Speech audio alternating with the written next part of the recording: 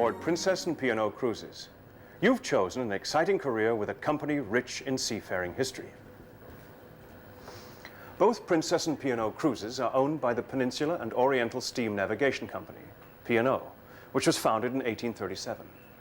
Then, as today, P&O's signature has always been excellence.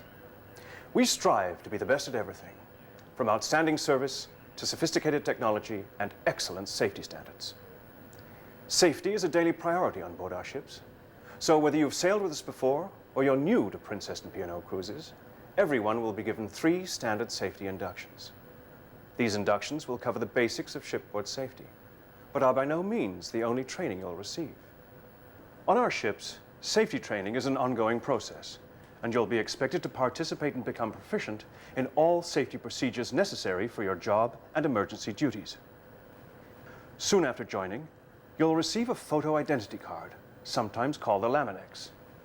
It is imperative for security purposes that you carry this ID with you when entering or exiting the ship. Be careful not to lose your photo ID. If you do, disciplinary action will be taken. Also, you must never carry parcels on or off the ship for other people, as you may be held responsible for the contents.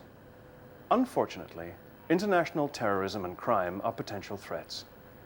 It is your responsibility to ensure that the ship's security measures are followed for the safety of fellow crew members and our passengers. If you should ever have any questions or concerns regarding security, speak immediately to the ship's security officer. Now, let's turn our attention to the heart of this video: safety at sea.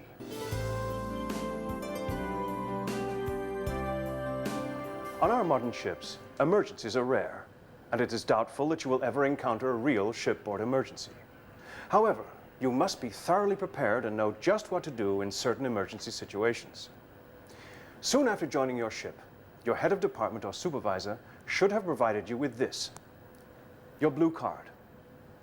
This blue card is important to you, because within it you will find the safety information vital to you while you're on the ship. If at this time you don't have a blue card, check with your head of department or supervisor as soon as possible.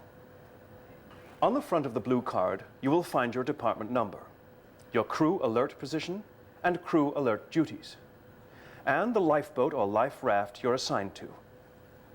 Also, if it applies, the blue card will indicate your abandoned ship duty. Inside the blue card, you will find a summary of the actions to perform in the event of an emergency. The blue card is convenient and exceptionally useful. Always keep it in a secure place, and carry it with you to all drills and during an actual emergency. The information found on the blue card is also available on the muster list, posted in crew areas. Fire is a safety threat anywhere, but at sea, fire can be especially devastating. The most effective way to fight fire is to prevent it from happening. Smoke only in designated areas. Never throw a cigarette over the side of the ship. It can easily be blown back on board. Always thoroughly put out cigarette stubs, and never smoke in bed. Also, take precautions against fire while working, especially if your duties involve heat and hot objects. Fire prevention is the best safety action available. But what should you do if you discover smoke or fire? Your very first action should be to press the nearest fire alarm, which will alert the bridge. You will not hear the alarm, but it will alert the officer of the watch, who will call the assessment party. You should then close the nearest door to help contain the fire and evacuate the area. To contain an area filled with smoke or fire, you may need to close fire doors. To do so, simply press the switch that is near the door. If it is possible, telephone the bridge with a report, and then wait for the assessment party and tell them what has happened so far. Okay, what have you discovered? Well, it's 5, 10, 3, 3, 3. I'll repeat. If you find smoke or fire, the most important thing to do is to press the fire alarm. If the fire is small, you can make one attempt to extinguish it, providing you do not endanger yourself. To use a fire extinguisher, simply pull the safety clip and squeeze the handles. There are several different types of fire extinguishers used on our ships.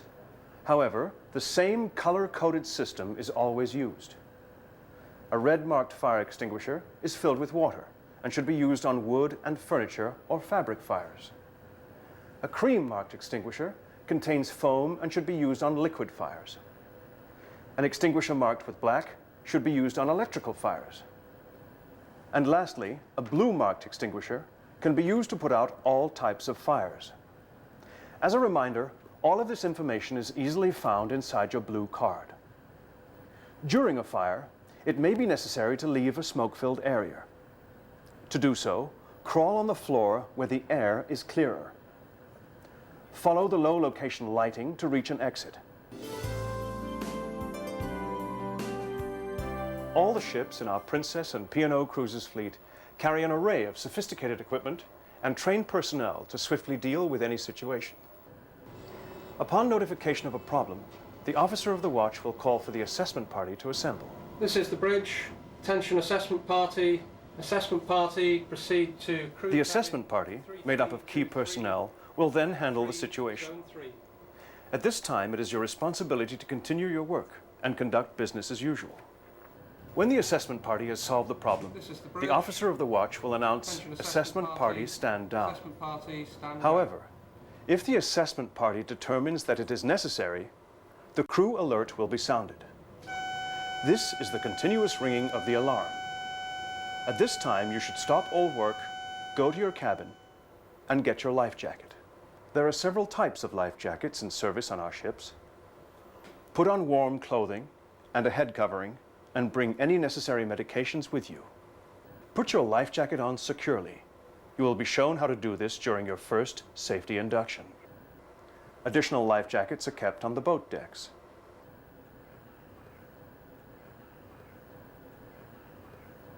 Leave your cabin and go directly to your crew alert position, which is on your blue card.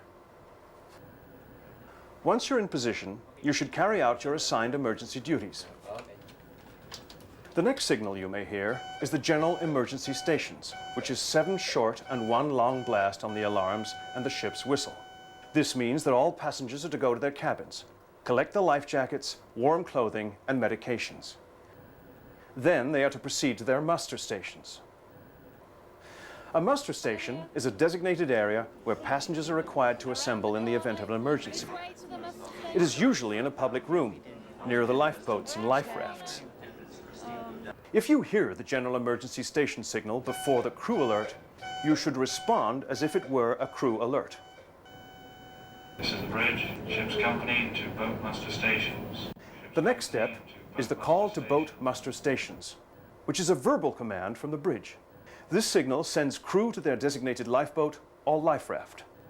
Purser, purser, this is the captain. If necessary, the abandon ship signal would be given verbally by the captain. Abandon ship. I repeat, abandon ship. This is the final step of evacuation in an emergency.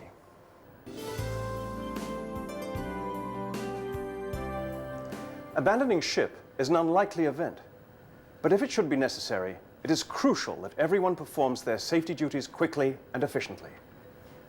Lifeboats and life rafts are found on the boat decks on both the starboard and port sides. If you're facing the front of the ship, starboard is to the right side and port is to the left side.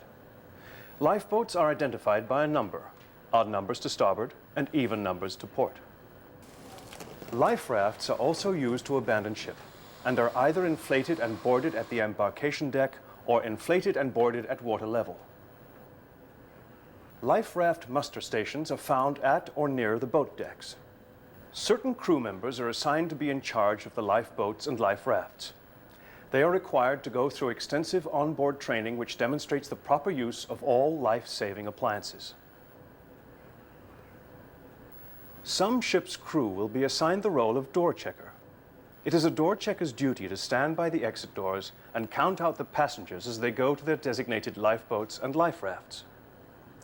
In the unlikely event of an emergency, never be tempted to jump over the side of the ship. It is hard to survive in the open water. Remember, the ship is the best lifeboat. If at any time during your employment at Princess or P&O Cruises you have questions about any of these procedures, ask your head of department, supervisor, or safety officer. Or refer to the Life-Saving Appliances Manual found in crew recreation areas or the safety booklets in your cabin.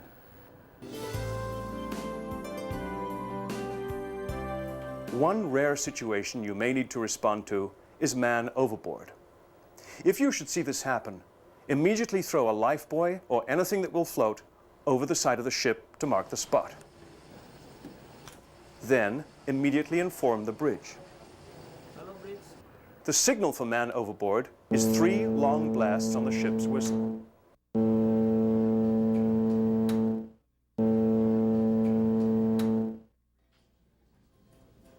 If you should see a medical emergency of any type, telephone the medical department immediately at the number given to you at the safety induction.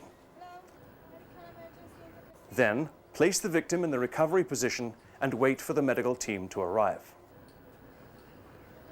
There is another P&O policy that you should be aware of.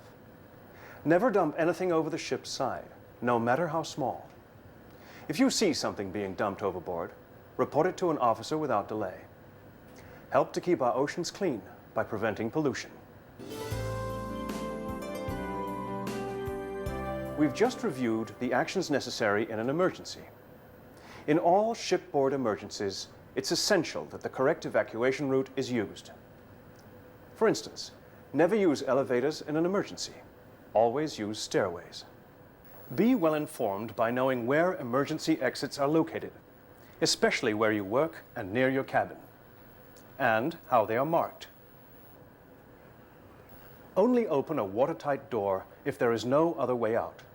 Use an emergency exit instead.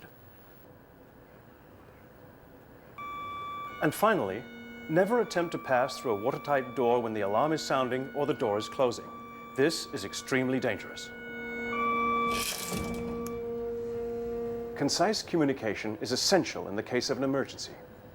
Basic English is the language that should be spoken, using simple words. In addition to clear English, use appropriate hand signals to help direct passengers. Understand all the major safety signs you will see on the ship. And know the different emergency signals already discussed on this video. If you are ever in doubt as to what to do or what is happening, don't hesitate to ask an officer or fellow crew member. Safety at sea is important to us at Princess and P&O Cruises. It's important to all employees, no matter what their title. And it is extremely important to our passengers. Safety is just an extension of the excellent service we provide. To continue this level of excellence, it is crucial that you know what role you play in the event of an emergency. Review and make sure you understand the basic emergency signals. Know what to do if you detect either fire or smoke. First and most important, press the alarm. Know where to go and how to help in the unlikely event that the captain calls for crew and passengers to abandon ship. Refer to your blue card if you need basic information, or ask your head of department, supervisor, or safety officer for additional information. At Princess and P&O Cruises, everyone is responsible for running a safe ship. We have an excellent safety record. Let's continue that tradition by working together to maintain it. Once again, we welcome you aboard and encourage you to have a safe and enjoyable career on the magnificent ships of Princess and P&O Cruises.